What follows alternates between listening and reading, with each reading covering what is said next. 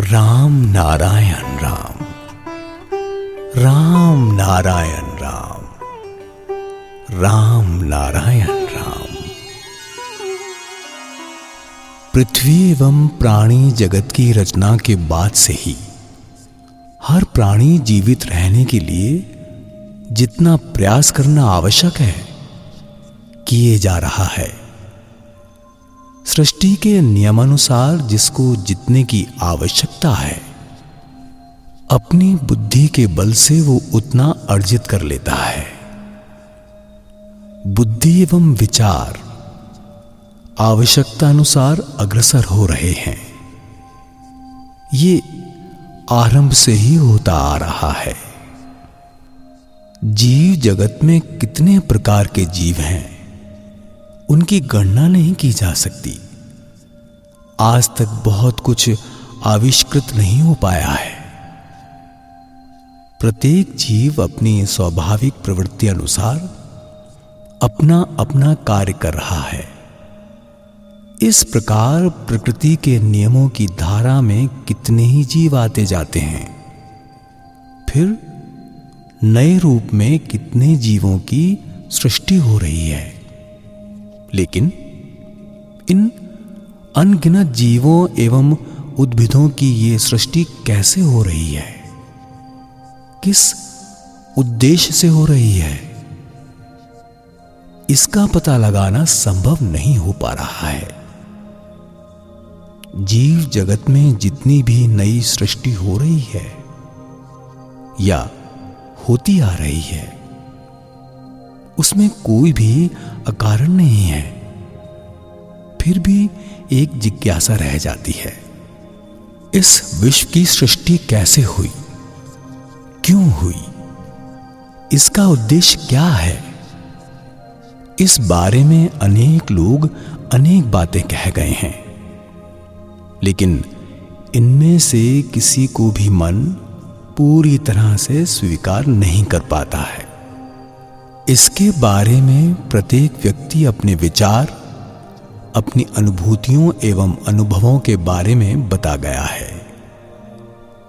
इसके बारे में कितने ही शास्त्र, काव्य, साहित्य की रचना हुई है, लेकिन किसी पर भी पूरी तरह से निर्भर नहीं हुआ जा सकता। परंतु ये भी नहीं कहा जा सकता कि इनसे मन या विचार की दृष्टि से आगे बढ़ने में सहायता नहीं मिली। इन ग्रंथों ने वैचारिक तौर पर आगे बढ़ने में अवश्य सहायता की है, लेकिन जिसने जिस परिप्रेक्ष्य में चिंतन किया हो छोड़ नहीं पाया है, समाधान नहीं हो पाया। एक प्रश्न रह ही जाता है। सारे ग्रंथकार व शास्त्रकार मानो शून्य पथ को टटोलते हुए चले गए हों। आज तक एक सही निर्देश नहीं मिल पाया, इसीलिए आज भी समाधान नहीं हो पाया है। इसका क्या कारण है? जिज्ञासा अनंत काल से सृष्टि की साथी रही है। सृष्टि की धारा कब से आरंभ हुई है या आरंभ हुई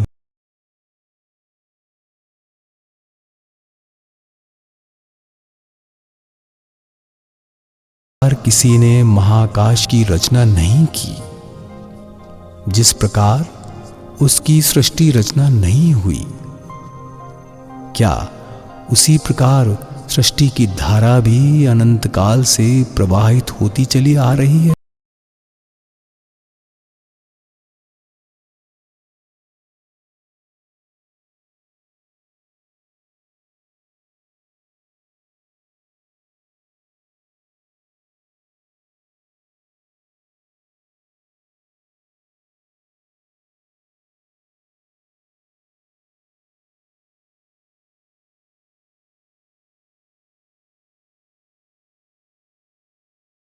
भी उसी प्रकार अपनी गतिनुसार शून्य के पथ पर एक ही स्थिति में विद्यमान है। चिरकाल से सृष्टि एक ही क्रम में चलती आ रही है। सृष्टि कैसे हुई, किसने की, इसे जाना या समझा नहीं जा सका है। इसी वजह से हमारी जिज्ञासा का भी अंत नहीं है। सैकड़ों जिज्ञासाओं एवं प्रश्नों के होने पर भी इन प्रश्नोत्तरों से गुजरते हुए हमारी जीवन धारा स्वतः प्रवाहित हो रही है। अनेक बार हमें ये पता नहीं होता कि क्या पूछें। नई नई सृष्टि के माध्यम से हमारे मन में नए नए प्रश्न उदित होते रहते हैं, साथ ही उनका उत्तर भी मिलता रहता है। एक प्रश्न ये भी रह जाता है कि इस जीवन में सभी प्रश्नों का उत्तर संभव है या नहीं। इस प्रकार जिज्ञासा आजीवन साथ बनी रहती है। सही प्रश्न का सही उत्तर उपलब्ध ना हो पाने की वजह से ही आज हमारा सामाजिक जीवन सही पथ पर अग्रसर नहीं हो पा रहा है और इसी वजह से समाज सर्वांगीण शिक्षा की दिशा से और दूर होता जा रहा है। हम अनेक नामों के बीच अपनी कुछ अवस्थाओं को केवल पहचान भर रहे हैं। इन नामकरणों में किसका कार्य क्या है, अपनी जीवन यात्रा में किस प्रकार उनका प्रयोग करना है, इनका मन के अनुकूल निर्मित अर्थों की वजह से कार्य रूप में भीषण क्षति हो रही है। अलग अलग व्यक्तियों द्वारा अपनी इच्छानुसार की गई व्याख्या की वजह से विषय वस्तु के वास्तविक स्वरूप को ना जानकर उसकी चिंता किए बगैर अपना काम निकालने के लिए कुछ काल्पनिक विचारधाराओं को आरोपित कर हम सामाजिक जीवन को नाश के पथ पर अग्रसर कर रहे हैं। समाज की अवस्था आज ऐसी क्यों है, ये भी ठीक से समझ नहीं पाते। फलस्वरूप व्यर्थ ही अनेक लोगों पर दोषारोपण कर रहे हैं। इसके परिणाम स्वरूप समाज में हमेशा एक गलतफहमी उत्पन्न हो रही है और समाज दल तथा संप्रदाय में विभक्त होकर आपसी विवाद उत्पन्न हो रहे हैं। कोई समाधान की ओर नहीं जाता।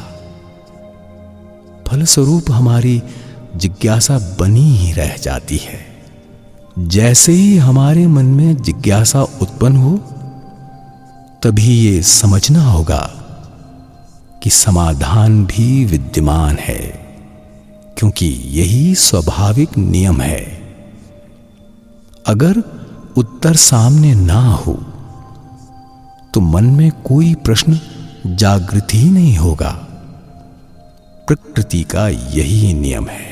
सृष्टि के प्रवाह को उचित ढंग से समझने एवं इस दृश्य जगत को, इस स्वर्णिम पृथ्वी को अच्छी तरह देखने मात्र से सभी इस बात को समझ लेंगे कि हमारे प्रश्नों का उत्तर है या नहीं, या हो सकता है या नहीं। चारों ओर ध्यान पूर्वक देखने मात्र से ये समझा जा सकता है कि हमारे मन में व्यर्थ या अकारण प्रश्न नहीं उत्पन्न हो सकते। ये पता नहीं है कि जीवन में कभी हमारे सारे प्रश्नों का हल मिलेगा या नहीं। फिर भी समाधान स्वयं उपस्थित होकर सारे प्रश्नों का हल दे जाता है। प्रश्न या जिज्ञासा जो भी हो, हम उसे पूरी तरह और ठीक से समझ लेते हैं, लेकिन समाधान नहीं मिल पाता। अतएव जिज्ञासा बनी रह जाती है। हर पल सृष्टि की आश्चर्यजनक गति आश्चर्य ही रह जाती है। सृष्टि का हर जीव स्वयं से प्रश्न करे तो हर कार्य सही ढंग से हो रहा है, उत्तर भी मिल रहा है, लेकिन वास्तविकता का पता नहीं चल पा रहा। इस शून्यमय जगत की तलाश में किसी को भी तलाशा नहीं जा सकता, किसी का भी पता नहीं मिलता। घटनाएं घट रही हैं, लेकिन कैसे और कहां से, इसका पता नहीं चल पा रहा है। इसीलिए जीवन के प्रवाह में जीवन रहस्य में ही घिरा रह जाता है। इस रहस्य का समाधान कब और कैसे होगा, यही विचारणीय विषय है। क्या हम इस रहस्य को भेद कर आगे नहीं जा पाएंगे? क्या चिरकाल तक इस रहस्य के घेरे में ही बंदी रहना होगा? सब मिलकर बोलेंगे राम नारायण राम, राम नारायण राम, राम नारायण राम। राम नारायण राम नारायण राम नारायण राम भजले। राम नारायण राम नारायण राम नारायण राम भजले। राम नारायण राम नारायण राम नारायण राम।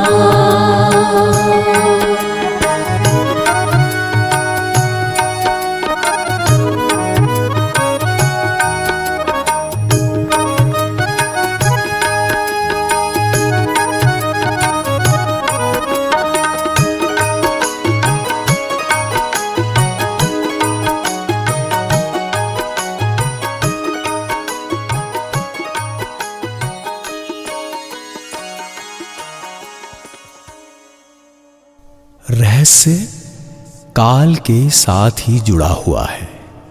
जिस प्रकार काल का कोई अंत नहीं, उसी प्रकार रहस्य या जिज्ञासा का भी कोई अंत नहीं है।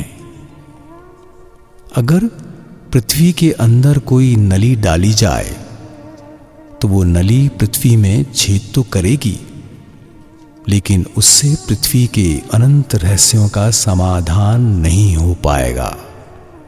केवल नली पृथ्वी के एक छोर से दूसरे छोर तक पहुंचेगी। अगर उसके बाद भी नली को प्रवेश कराते रहे तो वो चिरकाल तक शून्य में आगे बढ़ती रहेगी। उसकी ये यात्रा समाप्त नहीं होगी। इस उदाहरण से केवल इतना समझा जा सकता है कि पृथ्वी शून्य में टिकी है। शून्य का तो कोई अंत नहीं, इसलिए रहस्य का भेद करने के बाद भी रहस्य में ही झूलते रहना होगा। यही स्वाभाविक है। जिस वृक्ष में जो फल होता है उसमें वही फल होगा। हर वस्तु की रचना महाकाल से हुई है, इसलिए हम इस दृश्य जगत में सृष्टि के प्रत्येक अणु परमाणु में उस काल का ही रूप देख पाते हैं। कुछ गंभीरता से अवलोकन करने पर यह समझा जा सकता है, हम जो कुछ देखने या समझने के बारे में विचार कर रहे हैं, वास्तव में उस स्वरूप को देख पाते हैं या नहीं। ये प्रश्न भी रह ही जाता है। काल सर्वदा हमें चिरकाल की वार्ता का ही संदेश देता है। हम अपनी इंद्रियों द्वारा इस संसार की जिस विषय वस्तु का अनुभव करते हैं वो आपात दृष्टि से सही प्रतीत होता है। हम यहां जिस सुख दुख आनंद का अनुभव करते हैं वो चिरस्थायी ही प्रतीत होता है, मानो सब शून्य में बैठे मजे से आम चूस रहे हों। सोचते हैं यहां से कभी गिरना नहीं होगा, इसीलिए अनेक आशाओं से भरकर यहां रहने के लिए घर बनाते हैं, लेकिन ये नहीं समझते कि यहां बना सुख का घर और ताश का मकान एक ही जैसे हैं। लेकिन जिस प्रकार हर वस्तु की रचना काल से ही हुई है, उसी प्रकार एक ना एक दिन सभी को काल का ग्रास तो होना ही होगा। मृत्यु तो अवश्यंभावी है। इसके बाद क्या होगा, कहां जाएंगे, इस अपरिचित गंतव्य के बारे में तो कुछ भी पता नहीं है। अतः कहना पड़ता है कि हम सब शून्य में अंकित तस्वीर बने बैठे हैं। हमारा आरंभ भी नहीं है, अंत भी नहीं। काल स्वयं भी नहीं जानता कि उसमें क्या है क्या नहीं। वो अपनी सृष्टि की धारा में ही स्वयं को जान लेता है, उसका वर्णन पाता है। सृष्टि की प्रयोजनीयता इसी विवरण में है। हम सृष्ट वस्तु मात्र हैं। अपना अस्तित्व, अपने प्रश्नों का उत्तर हम अवश्य खोज लेंगे। सृष्टि के दृष्टिकोण से, जीव जगत की प्रयोजनीयता के दृष्टिकोण से विचार करने पर, शरीर के हर अंग से सोचने पर हमें ये सोचकर अवाक होना पड़ता है कि देह कितने सूक्ष्म आकार में परिचालित होती है। आकाश की ओर देखने पर उसकी सीमा नहीं मिलती। इस खाली आकाश में क्या चल रहा है, क्या और कैसे हो रहा है, ये सोचने पर आश्चर्य ही होता है। ये किसकी अपूर्व सृष्टि है? क्या वो ही सृष्टा या भगवान है? अगर ये कहा जाए तो भी ठीक है। अगर कहें क्या वो ही चैतन्य है तो ये भी सही है। लेकिन अगर ये कहें वो कुछ भी नहीं, किसी में भी नहीं है, तो भी कोई आपत्ति नहीं है। कुछ नहीं होकर सब कुछ बनकर रहना अद्भुत है। अगर कुछ है मानकर भी अगर चलते रहे तो ऐसे विचार आकर इकट्ठे होते हैं कि इन विचारों को छोड़कर हम एक ऐसी जगह पहुंच जाते हैं कि किसी भी विचारधारा से उस स्थिति को स्पर्श नहीं किया जा सकता।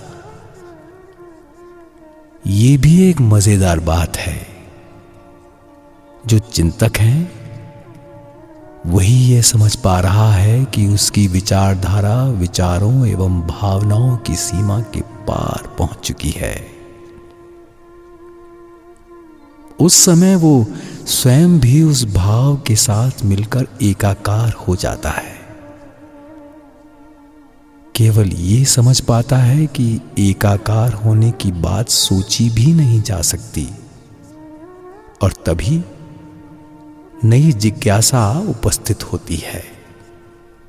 जब इन विषय वस्तुओं के बारे में सोचता हूं, तभी सोचते सोचते उनमें ही मिलकर एक हो जाता हूं। ये जो एक हो जाने या शून्यता की स्थिति प्रत्येक वस्तु में विद्यमान है, लेकिन सृष्टि क्या ये समझने मात्र के लिए है? शून्य ही सृष्टा है। ये बात सृष्ट जीव जगत से ही समझनी होगी। लेकिन सृष्टा के इस संकेत से सृष्टि के किस उद्देश्य की पूर्ति हुई? यदि सृष्टि के दृष्टिकोण से एक काल्पनिक शिल्पी की कल्पना कर ली जाए, तो इस सृष्टि से ही ये समझा जा सकता है कि उसकी कारीगरी में अपूर्व कुशलता है। उसे किसी उपाधि या भाषा से और बड़ा बनाने की आवश्यकता नहीं है। लेकिन इतना कष्ट उठाकर ऐसी त्रुटिहीन सृष्टि करने का उद्देश्य क्या है? उसकी सार्थकता क्या है? ये प्रश्न उठता है। जब हम अपने चारों ओर दृष्टि डालते हैं तो दिखाई देता है कि लोग जन्म ले रहे हैं और मर रहे हैं। जो बनता है वही नष्ट होता है। जिसे पकड़ने जाते हैं वही गायब हो जाता है। कोई नहीं रहता। ये जो नष्ट हो जाना या चला जाना है, इसका अर्थ अंतिम रूप से चला जाना नहीं है। परिवर्तन के मध्य परिवर्तित होकर वही नए नए रूप में पुनः अवतरित होता है। जिस पेड़ को काट या जला डाला जाए, उसी के बीज से वो दोबारा उसी वृक्ष का रूप लेता है। जो चला जाए या मर जाए, वो तो दोबारा आ नहीं सकता। किंतु जो पेड़ मर गया, देखते हैं कि उसी के बीज से दोबारा वही पेड़ जन्म लेता है। वह दृष्टि से पेड़ दिखाई नहीं देता, इसीलिए हम मानते हैं कि पेड़ मर गया है। परंतु जिस वस्तु को जिस रूप में देखा है, दोबारा अगर उसे उसी रूप में देखें तो उसे चला गया या मर गया नहीं कह सकते।